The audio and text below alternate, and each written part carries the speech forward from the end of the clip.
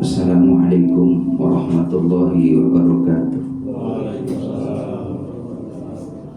Alhamdulillahi rabbil alamin. Wassalatu wassalamu ala rasulillah Muhammad ibn Abdillah, la hawla wa la quwwata illa billah. Ashhadu an la ilaha illallah wa ashhadu anna Muhammadar Rasulullah. Allahumma salli wa sallim ala Muhammad wa ala alihi wa sahbihi ajma'in. Qala Allah Ta'ala fi kitabihil karim, bismillahirrahmanirrahim. Innal ladzina amanu wal ladzina hajaru wa jahadu fi sabilillah ulaika yarjuna rahmatallah wallahu ghafurur rahim. Wa qala an-nabi sallallahu alaihi wasallam, innamal a'malu binniyat wa innamal likulli imri'in ma nawa. Sadaqallah, sadaqa Rasulillah sallallahu alaihi wasallam. Ketua DKM yang saya hormati, semoga beliau diberikan kesehatan oleh Allah Subhanahu wa taala, juga para sesepuh, para orang tua, para hujaj yang insyaallah senantiasa dirahmati Allah.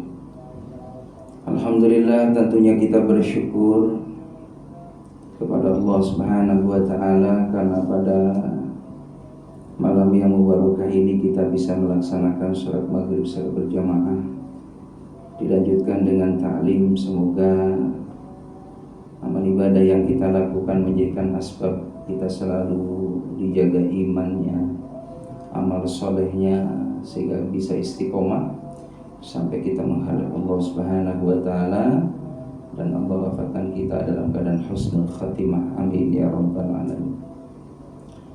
Salawat dan salam semoga terlimpah curahkan keharibaan Nabi kita Muhammad sallallahu alaihi wasallam yang kita harapkan syafaatnya dari saat ini sampai nanti kita menghadap Allah.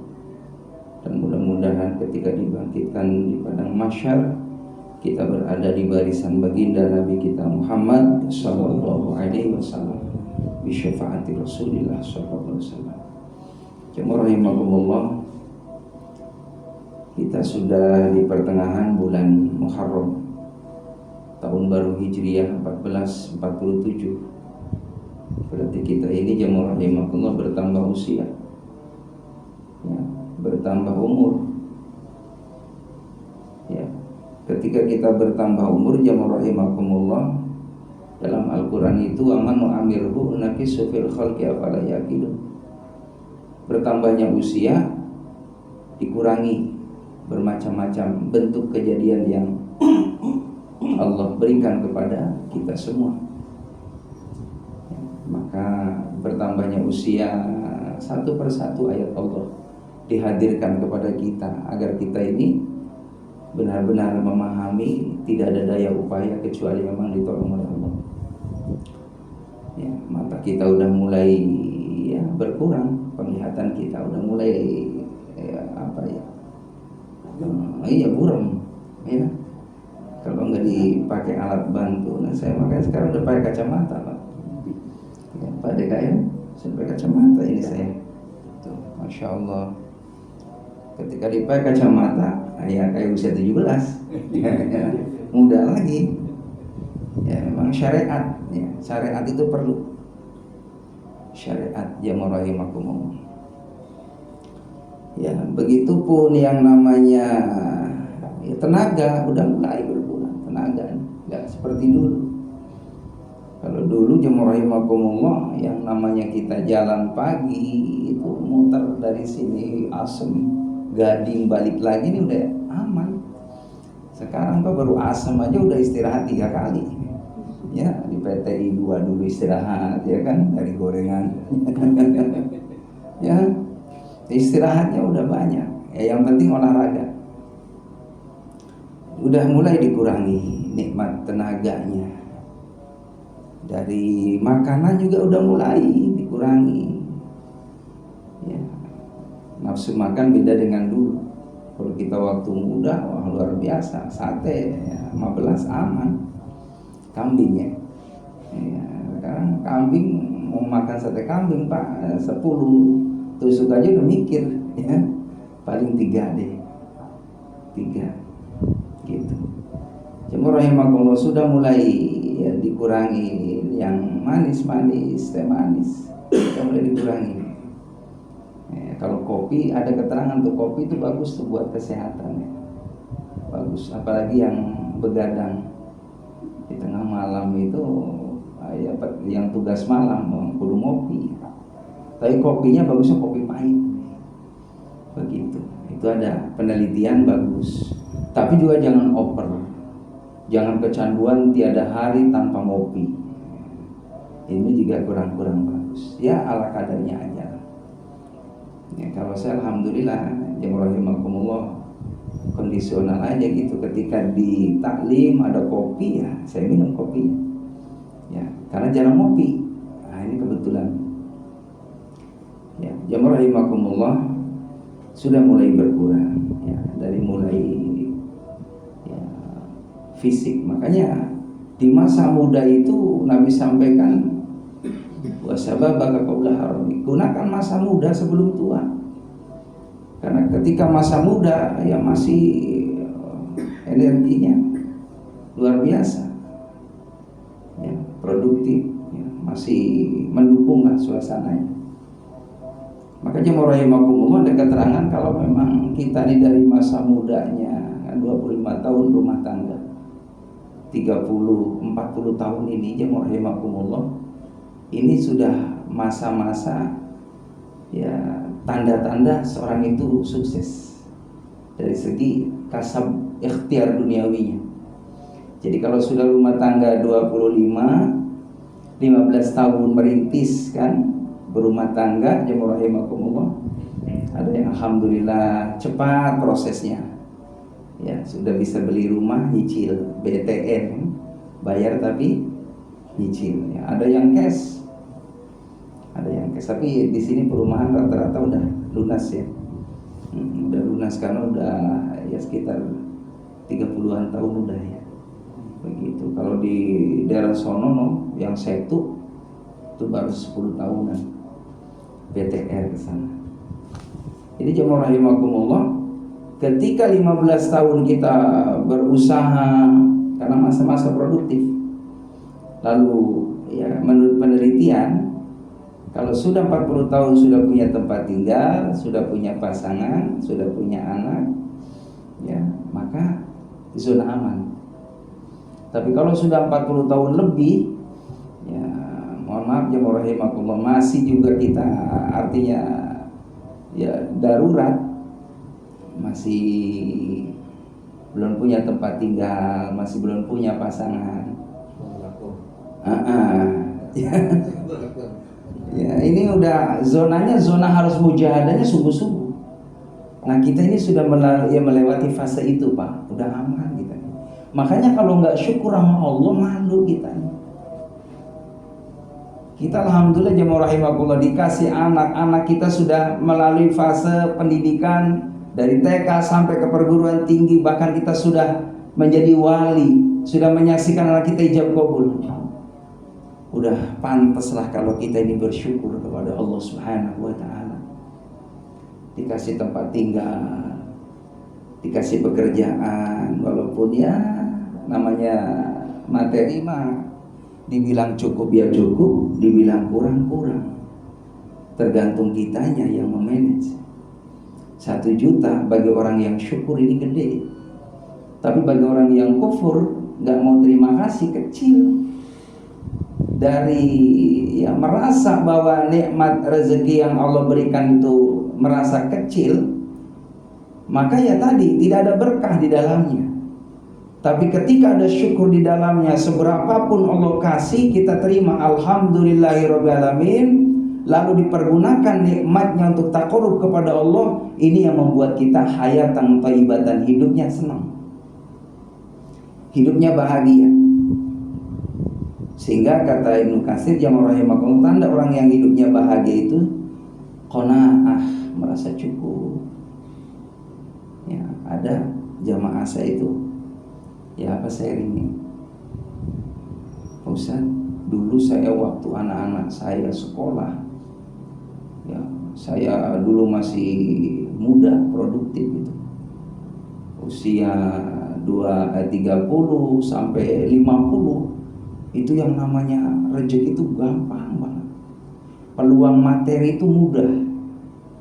Usaha apa aja jalan gitu kan. Sampai anak saya udah lulus 3-3-nya ke S1 semua pada kerja.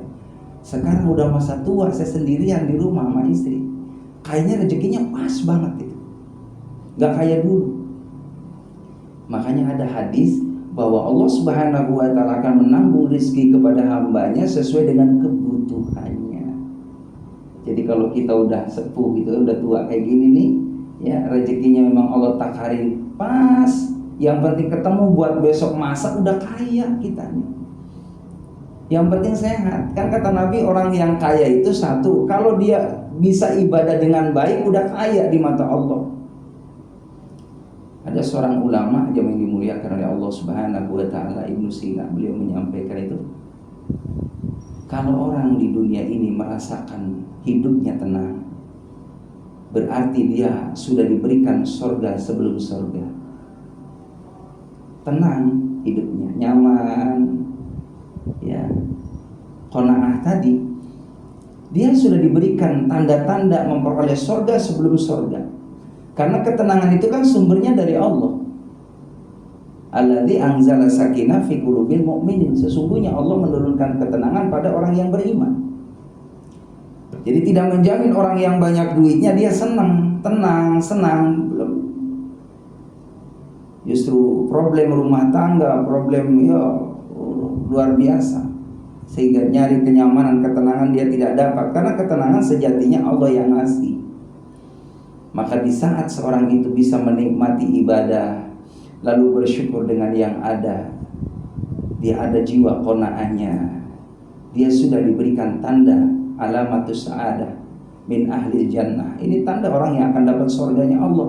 Karena dia bisa ibadah kepada Allah Subhanahu wa ta'ala dengan baik, tidak ada kegelisahan dalam qalbunya, keimanannya yang mantap kepada Allah Subhanahu wa ta'ala. Maka inilah yang membuat dia diberikan namanya hayatan thayyibatan, hidup yang bahagia, hidup yang baik, baik-baik saja. Baik-baik saja. Jadi orang yang kaya itu kata Nabi, orang yang baik dalam ibadahnya. Yang kedua adalah ketika dia sehat jasmani dan rohaninya, ini udah kaya. Kita alhamdulillah ya rahimakumullah dipilih oleh Allah Subhanahu wa ta'ala. Ya. Walaupun mungkin ya kita serba pas gitu kan, tapi kita nggak pernah ngeluh.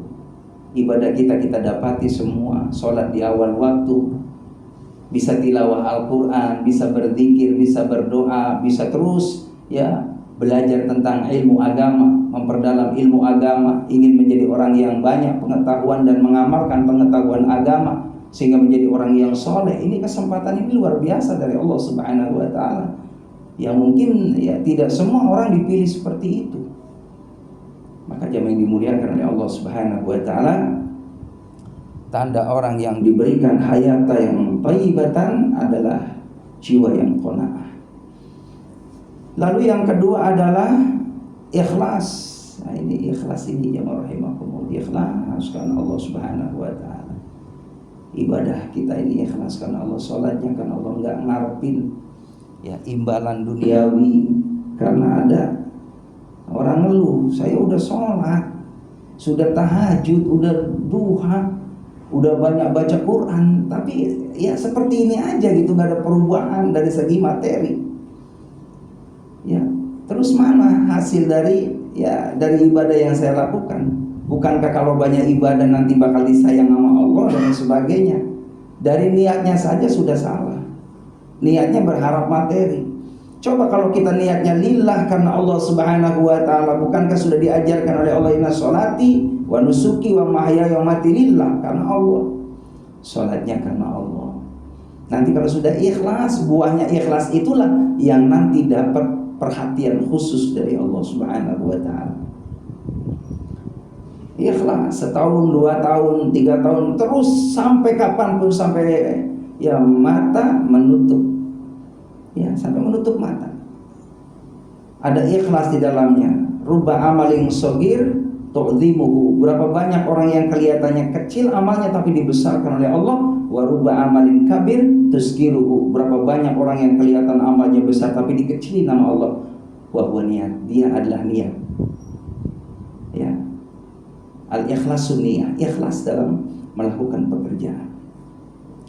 Yang dimuliakan oleh Allah Subhanahu wa taala, ini ada cerita, ada dua saudara. Ya, dua saudara, tapi bukan kakak adik, tapi saudara. Dengan nasib yang sama. Mohon maaf, dia diuji oleh Allah Subhanahu wa taala, dua-duanya buta. Dua-duanya buta. Maka mengais rezekinya itu dia berangkat ke pasar hanya berharap ya uluran tangan dari orang. Maka jamaah rahimakumullah, si buta yang ini dia ikhlas seberapapun dikasihnya. Kalau si B ini jamaah rahimakumullah berharap gitu, berharap banyak dengan cara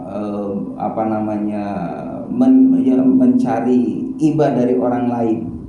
Seakan-akan ya punya kelemahan yang lemah lah gitu, dan berharap supaya banyak yang dikasih oleh orang. Maka jemaah dimuliakan oleh Allah Subhanahu wa taala, ternyata jemaah yang dimuliakan oleh Allah Subhanahu wa taala, banyak orang yang ngasih kepada dua pengemis ini.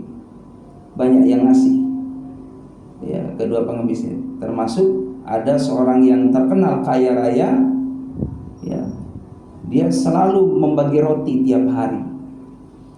Termasuk orang yang pengemis, dua-duanya ini dikasih roti. Maka apa yang terjadi jamaah yang dimuliakan oleh Allah Subhanahu wa taala dalam satu cerita ini, ya, orang yang kaya tadi menyelipkan uang. Ya, menyelipkan uang tanpa sepengetahuan dua orang yang buta ini. Rupanya jemaah rahimakumullah, ini uang yang diselipkan dalam roti ini dikasihkan ke si B. Singkat cerita, pulanglah dua-duanya. Karena memang si B ini tidak ada syukur di dalamnya, dia minta tukeran, Pak, ke si A. Ini saya punya roti, ini tukeran ah. Ini kayaknya saya senang rotinya situ. Jemaah rahimakumullah, dia masih serakah. Maka apa yang terjadi di tengah jalan, ditukar rotinya. Ini roti yang si A buat si B buat si A. Apa yang terjadi jemaah rahimakumullah? Orang yang ikhlas tadi ketika dibuka di rumah, bukan hanya roti yang dia dapat, tapi ada bungkusan uang yang Allah kasihkan kepada hambanya yang tulus, tidak berharap kepada makhluk. Itulah caranya Allah Subhanahu wa ta'ala. Jadi jangan dimuliakan oleh Allah Subhanahu wa ta'ala. Maka teruslah kita belajar ikhlas dengan kondisi apapun. Memang diucapkan ringan, mudah, tapi realisasinya berat. Termasuk ketika diuji sakit, ya harus ikhlas. Mau apa lagi yang kita seperti ini, ya garis ceritanya. Diuji oleh Allah Subhanahu wa ta'ala materi, ya harus ikhlas. Diuji keluarga, diuji dari keluarga, ya tetangga dan lain sebagainya. Terus kita belajar jadi orang yang ikhlas. Maka insya Allah kita akan memperoleh hayatan thayyibatan, hidup yang baik-baik saja. Lalu berikutnya, bagaimana supaya kita dapat hayatan thayyibatan? Ada syukur ala ni'ami, syukur atas nikmat Allah. Bersyukur atas umur, alhamdulillah masih dipercaya sama Allah Subhanahu wa ta'ala, masih menikmati hidup untuk memperbaiki amal soleh kita di hadapan Allah. Karena yang tahu amal kita ini kan diri kita dengan Allah. Kesolehan kita, kebaikan kita ini sejauh mana, kesibukan ketaatan kita kepada Allah, diri kita yang tahu dengan Allah Subhanahu wa ta'ala. Kalau mungkin alhamdulillah sudah, menurut kita sudah baik, pertahankan terus. Kalau memang kurang, ayo secepatnya perbaiki. Itulah yang namanya hijrah di situ. Makanya hijrah itu kan ada hijrah makani, tempat ke tempat. Ada hijrah maknawi, hijrah secara maknawiyah. Ya, dari malas kepada giat, dari maksiat kepada taat, dari yang syirik kepada tauhid. Maka itulah yang perlu kita tingkatkan di awal tahun Hijriah ini. Bagaimana terus memperbaiki amal kebaikan kita di hadapan Allah Subhanahu wa ta'ala, agar kita menjadi hamba Allah yang bersyukur kepadanya. Begitupun selanjutnya jemaah rahimakumullah, kehidupan yang baik-baik saja, hayatan thayyibatan, hidup yang baik adalah bagaimana kita senantiasa ya harus ada tawakal yang tinggi kepada Allah Subhanahu wa taala. Tawakal 'ala Allah. Dalam Al-Qur'an itu, "Amma yatawakkal 'ala Allah fa huwa hasbuh." Barang siapa yang berserah diri kepada Allah, maka dia akan dicukupkan rezekinya oleh Allah Subhanahu wa taala. Tapi kalau banyak ngeluh, ya kita ya terus dihadirkan kesusahan terus.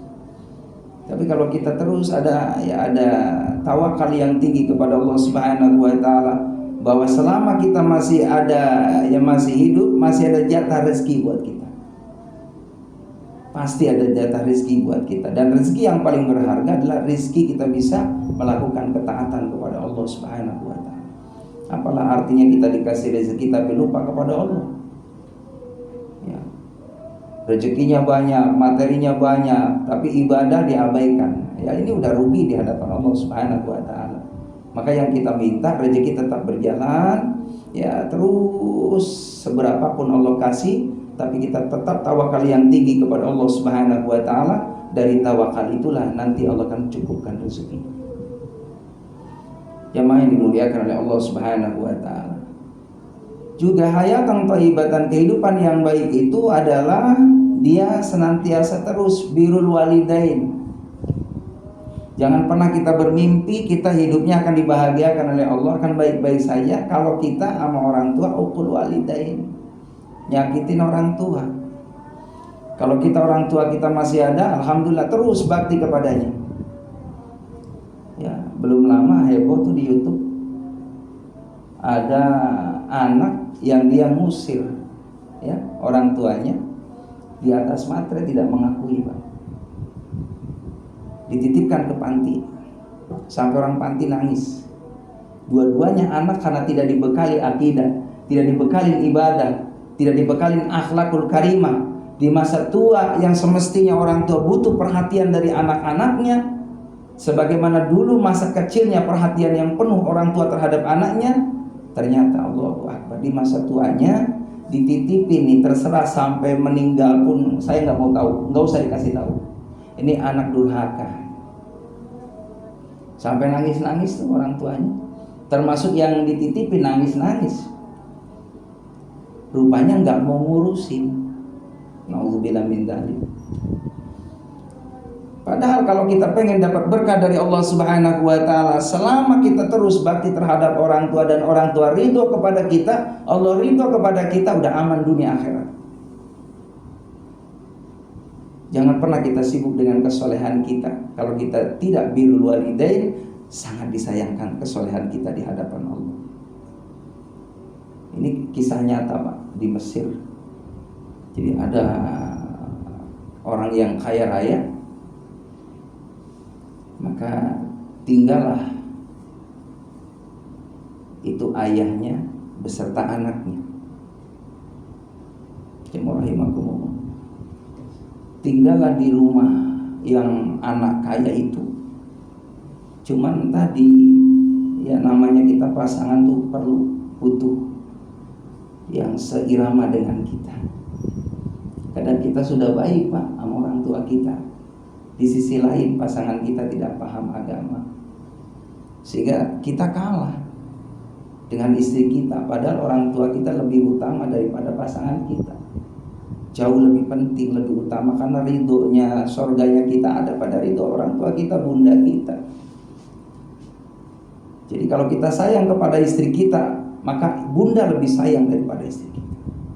Dan istri yang paham tentang agama, dia pasti mengizinkan ya suaminya untuk birrul walidain kepada kedua orang tuanya. Ya rahimakumullah, ini seorang bapak, dia ikut ke anaknya. Lalu dia nggak mau nih anaknya direpotin, nggak mau sama makan bersama di meja yang luar biasa istimewa dengan makanan menu yang luar biasa, namanya orang kaya kan. Ini semestinya alangkah bahagianya ketika ayahnya makan bersama gitu kan dengan anak-anaknya di situ. Ya, satu meja yang istimewa tadi. Allahu Akbar. Ya rahimakumullah. Kalau mohon maaf saya ya sharing aja gitu. Dulu waktu almarhumah ayah saya masih ada, masya Allah, saya pengen maksimalkan bakti saya ke orang tua mumpung ada. Sebab kalau udah nggak ada, saya rasakan seperti ini, Pak. Mohon maaf, beda di saat orang tua kita masih ada. Semangatnya tuh untuk pulang kampung aja udah beda. Ya, kalau dulu orang tua kita masih ada, mohon maaf, kita bela-belain hujan, panasan, gak masalah. Yang penting kita bisa bertemu wajah dengan orang tua kita. Ya rahimakumullah, saya maksimalin. Kalau ada di rumah, saya kasih tempat tidur yang nyaman. Kalau pagi hari saya siapkan itu susunya, rotinya tiap hari. Kalau nginep seminggu, 2 minggu saya maksimalkan. Supaya semasa hidupnya orang tua tersebut ridho kepada. Itu harapannya. Dan ternyata betul, itu tidak lama hadirin. Kita bisa bakti 5 tahun ya kebelakangan, di saat menjelang ketiadaan beliau, ya merasa kehilangan, sudah tidak lagi kita bisa melakukan seperti itu lagi. Maka jemaah rahimakumullah, ini anak durhakanya luar biasa. Dia nggak mau ayahnya tadi satu-satunya makan bersama, berkumpul di sana. Padahal dia dalam cerita ini dia punya anak satu-satunya. Maka jemaah rahimakumullah, ini si cucunya ini memperhatiin gitu kan. Ya bunda, ini kok kakek nggak kumpul sama kita. Udah nggak apa-apa nak, kakek lebih nyaman di sana. Kebetulan ada gudang, Pak. Kakeknya dipisahin, dia tidurnya di gudang. Yang namanya gudang itu kan nggak nyaman, tempat tidur ala kadarnya. Bahkan jemaah rahimakumullah dikasih piring, jemaah rahimakumullah, piring plastik yang tidak pantaslah seorang anak. Mana di rumah dia punya mangkok piring yang luar biasa, harganya mahal. Ya, punya pelayan rumah tangga yang digaji besar. Maka ayahnya ditinggalkan begitu saja, dia hidup menyendiri di gudang.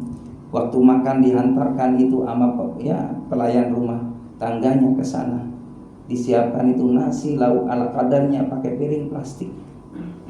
Maka jemaah rahimakumullah, suatu ketika pas liburan, ya ayah bundanya lagi istirahat, ini si cucu jemaah rahimakumullah, dia ke belakang melihat di gudang itu ada kakeknya yang dia sedang menikmati sarapan pakai piring plastik dengan lauk ala kadarnya, jemaah rahimakumullah, dihampirinya ke situ. Sini cu, sama kakek. Ini kalau ketahuan nggak boleh ini sama orang tua. Maka jemaah rahimakumullah diperhatikan.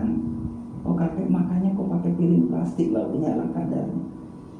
Jemaah rahimakumullah, singkat cerita, ya berjalannya waktu, ya akhirnya mohon maaf dalam cerita ini meninggal dunia lah kakeknya, dimakamkan.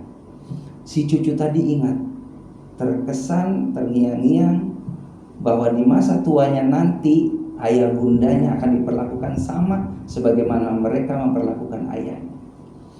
Dia cuci itu piringnya, dia simpan jemaah rahimakumullah.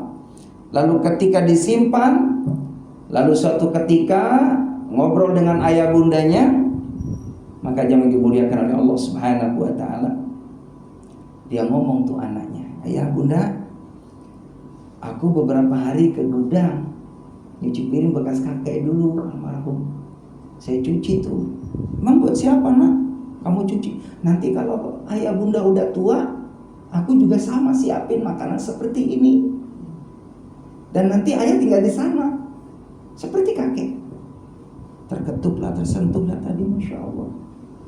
Jemaah rahimakumullah, dia bergegas menziarahi orang tuanya, memohon ampun. Tapi sayang 1000 sayang, sudah tidak ada. Baru penyesalan timbul setelah berlalunya cerita itu.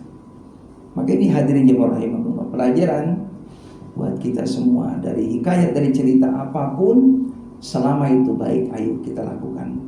Ketika tidak baik, mari kita berlindung kepada Allah supaya kita bisa diamankan dan terselamatkan ya dari sifat yang tercela. Demikian. Hadirin jamaah yang dimuliakan oleh Allah Subhanahu wa taala. Jadi ya, hayatan thayyibatan itu ya sangat dibutuhkan dalam hidup, ya, kehidupan yang baik, ya, dengan penuh kenyamanan, ketenangan. Tidak ada cara kecuali kita terus, ya, di antaranya kata ulama jemaah rahimakumullah, ya, supaya kita selalu hidup, ya, memperoleh kebaikan dari Allah Subhanahu wa taala. Ya, yang pertama adalah ya islahul amal, ya, memperbaiki amal ibadah. Insya Allah nanti diperhatikan oleh Allah Subhanahu wa taala. Ya, mungkin kalau dulu di tahun yang sudah kita lalui banyak amalan-amalan ibadah nawafilnya kita tinggal, maka sekarang kita niatkan istiqomahkan. Ya, istiqomahkan itu tahajudnya, duhanya, tilawah Qur'annya, terus kita dawamkan supaya kita selalu dalam kondisi memperoleh yang namanya hidup bahagia. Ya, jadi sholihul amal, memperbaiki amalan kita. Lalu juga jemaah yang dimuliakan oleh Allah Subhanahu wa taala, yang berikutnya adalah supaya kita terus memperoleh, ya, kebaikan dari Allah Subhanahu wa taala adalah, ya, mujahidun bersungguh-sungguh, ya, mujahidun likasab, mencari rezeki. Kalau memang ada, ya, kita terus sesuai dengan kemampuan kita, keahlian kita. Ya, selama ada kesempatan kita terus berkarya, berusaha. Mujahidun, ya, likasab, mencari rezeki. Rezeki yang dihalalkan, dibolehkan oleh Allah Subhanahu wa taala. Jangan kita pakai ajung mumpung. Ya, yang penting uang, ya, enggak pandang halal haram, itu urusan belakangan. Nah, maka yang demikian ini sangat ya mengecewakan dunia dan akhirat. Karena yang namanya kebatilan itu pasti tidak akan selamat. Innal batila kana zahuqa. Kebatilan itu pasti akan hancur, binasa. Maka jemaah rahimakumullah, tetap, ya, kalau memang kita alhamdulillah dikasih cerita jalan hidup dari Allah Subhanahu wa taala, di masa tua kita masih produktif, ya terus. Ya, saya lihat itu ada, ya, seorang kakek-kakek, dia berjualan mendorong gerobak, ya, sayuran, ya, terus lagi berisikan bermacam-macam buah-buahan. Ya, saya tanya, kakek udah usia berapa? Ya udah cukup usia lanjut.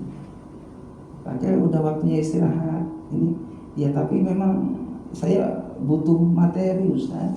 Terus lagi daripada saya nganggur, kadang di rumah ya malah pada sakit badan saya, Ustaz.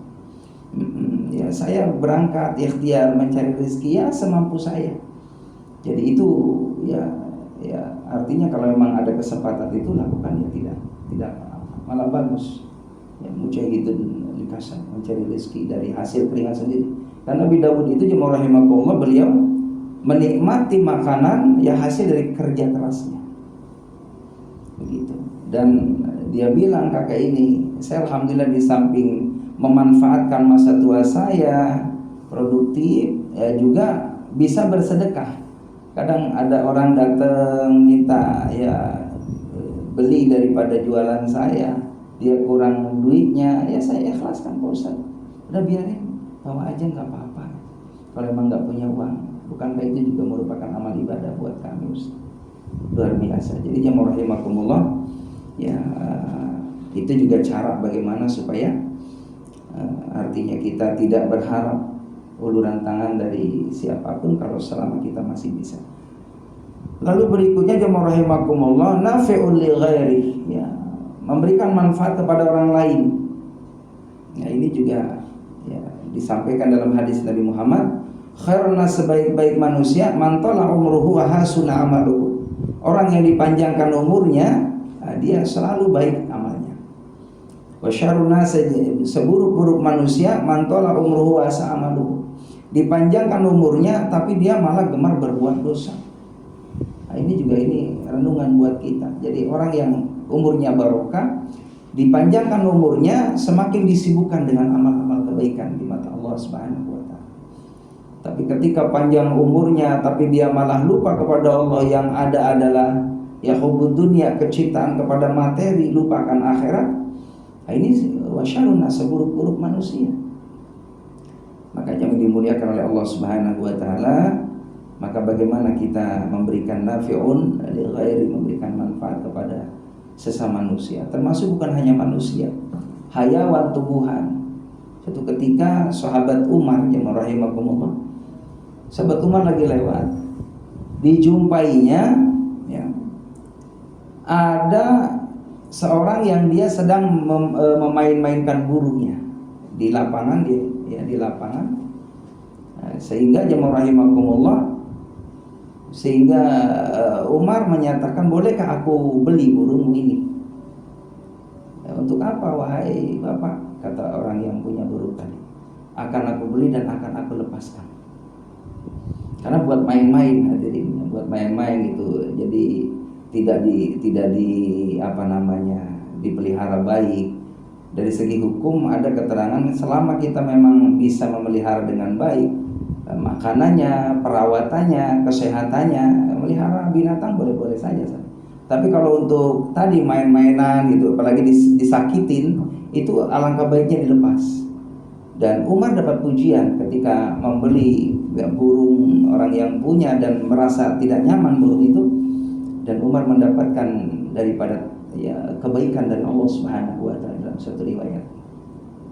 Jadi jamaah rahimakumullah, ya silakan ya, dari hadis ini artinya boleh saja kita punya peliharaan di rumah, tapi dirawat baik-baik. Ya, punya yang hobi burung ya silahkan. Yang penting makanannya diperhatikan.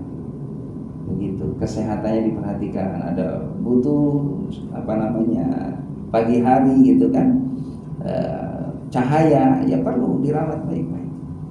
Begitu. Jadi boleh-boleh saja. Bahkan yang lebih afdol itu sepasang kalau bisa. Jadi ada jantan, ada betina. Ya, kalau kita lihat dari cerita Nabi ya, Nuh alaihissalam seperti itu. Jadi ketika Nabi Nuh alaihissalam beliau akan meninggalkan kaumnya, Nabi Nuh ini kan dakwah selama 950 tahun Pak. Nabi Nuh. Bayangin 950 tahun, yang ikut itu hanya 80. Jadi setiap 10 tahun satu orang. Makanya kita nih para dai, para ustadz, mohon maaf kalau dibandingkan dakwanya para nabi dahulu, ya jauh. Kita baru dakwah 10 tahun gitu kan, 15 tahun belum dapat banyak, ya udah harus sabar. Belum seperti dakwanya Nabi Nuh. Nabi Nuh 950 tahun, 80 orang, nggak nambah. Akhirnya Nabi Nuh inisiatif hijrah. Jadi hijrah itu bukan baginda Nabi Muhammad saja. Jadi boleh hijrah makani kalau suatu tempat ini sulit untuk kita ajak berbuat baik. Karena khawatir jamaah rahimakumullah akan turun yang namanya bala, musibah, bencana. Wattaqu fitnatan la tusibanna alladziina dzalamu minkum khassah. Kata Allah kan begitu. Takutlah yang mana Allah akan menimpakan bala bukan hanya orang yang zalim saja yang kena, tapi termasuk di dalamnya siapapun akan kena. Makanya untuk kita lebih aman hijrah makani. Tapi kalau alhamdulillah di lingkungan masih ada suara aja, tinggal kitanya yang mengatur, bisa nggak untuk menghidupkan ikut andil di sana.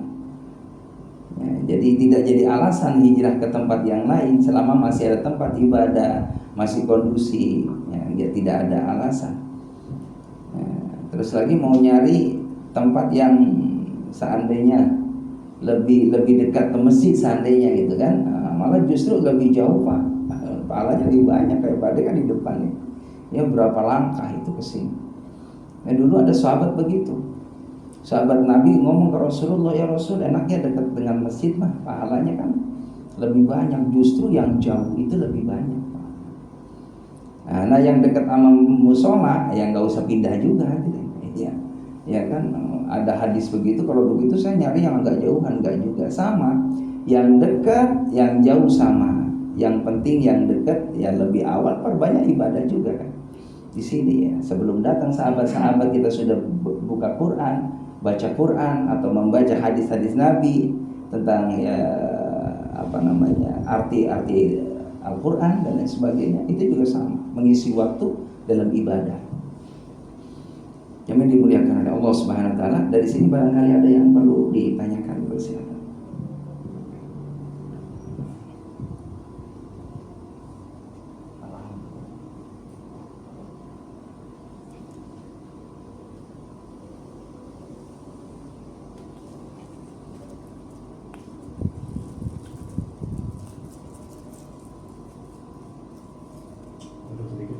Ji monggo. Berkenaan dengan sholat, Iya. Sholat itu adalah utama. Sholat itu adalah tidak ada kata selama kita masih ingat dan segala macam, apapun kan kondisinya harus sholat. Iya. Nah, yang jadi pertanyaan begini, ada dua pendapat berkenaan dengan qadha. Qadha itu kan pengertiannya kalau kita lupa ya langsung sholat itu kan bahasa itu. Tapi ada pengertian dari qadha itu boleh ketika ada orang harikus sholat, sengaja meninggalkan sholat kan gitu. Satu itu ya. Jadi pengertian qadha yang rojim itu seperti apa gitu. Yang kedua, berkenaan sholat. Sholat apapun kan memang harus ada syarat dan rukunnya. Nah, ketika ada orang yang memang uzur nih Pak, mungkin ada orang yang stroke dan segala macam yang memang perlu perawatan, layanan. Ketika waktu sholat maghrib pada saat itu mungkin dia harusnya kotor, tapi ketika anak-anak itu nggak ada, pas waktu sholat dia mau sholat, itu seperti apa sholatnya orang yang uzur seperti itu? Terima kasih Pak. Baik. Jadi bagusnya sholat itu jangan diqadha. Bagusnya, afdalnya as-sholatu ala waqtiha. Sholat itu di awal waktu. Ya, kecuali apalagi Islam itu sudah memberikan kemudahan. Kalau memang kita dalam perjalanan, silahkan dijamak, dikosor. Jadi kita sholat maghrib dulu kan, 3 rakaat karena ganjil nggak boleh diringkas. Begitu. Maka silakan sholat maghrib dulu 3 rakaat, baru isanya ditarik 2 rakaat. Akhirnya sholat isya 2 rakaat qashar karena Allah. Itu jauh lebih baik daripada kita tadi mengqadha antara aja sholatnya. Nggak taunya habis waktunya sampai sana subuh. Iya kan? Karena kita nggak tahu dalam perjalanan macet dan lain sebagainya. Maka qashar itu hadiah dari Allah, lakukan. Tapi kalau seandainya tadi dalam kondisi kita memang sudah niat tadinya kan nggak taunya sampai sana udah waktu subuh, udah nggak bisa lagi kan berarti isanya, silakan kata ulama qadha. Jadi isya dulu, akunnya sholat isya qadha lillahi ta'ala, boleh baru sholat subuh. Ya maksudnya ini ada orang yang tahun lalu itu meninggalkan sholat, oh iya, katanya itu boleh diqadha. Oh iya, memang ada keterangan seperti itu. Kalau menurut pemahaman ulama banyak juga ada yang membolehkan seperti itu. Jadi nanti ketika habis sholat maghrib gitu kan, dia sholat maghrib lagi, itu namanya qadha. Ada tuh keterangan seperti itu kata ulama. Akunnya sholat maghrib qadha karena Allah, membayar di masa-masa yang lalu yang pernah kita tinggalkan. Itu kata ulama sah-sah saja, boleh saja. Karena kita untuk ikhtiar, lebih hati-hati supaya kita tidak punya hutang di hadapan Allah. Tapi lebih baik laginya kita sudah memperbanyak sholat sunnah saja, nggak perlu lagi qadha tadi. Kalau saya sependapat yang kedua ini, karena al-hasanat yudhibna sayyi'at, kebaikan itu bisa menutup kekurangan di masa-masa yang lalu, itu ayatnya. Jadi cenderung saya lebih baik banyakin sholat hajat, sholat taubat, menutup kekurangan di masa yang lalu. Itu lebih aman ya. Begitu ya Pak. Nah, udah waktu isya ya, mungkin insya Allah satu lagi ya kan ya. Ya cukup itu aja dulu. Allah bisawab, yang benar dari Allah, yang salah adalah kearifan saya. Subhanaka bihamdika asyhadu an la ilaha illa anta astaghfiruka wa atubu ilaik. Alhamdulillahirabbil alamin. Demikian. Assalamualaikum warahmatullahi wabarakatuh.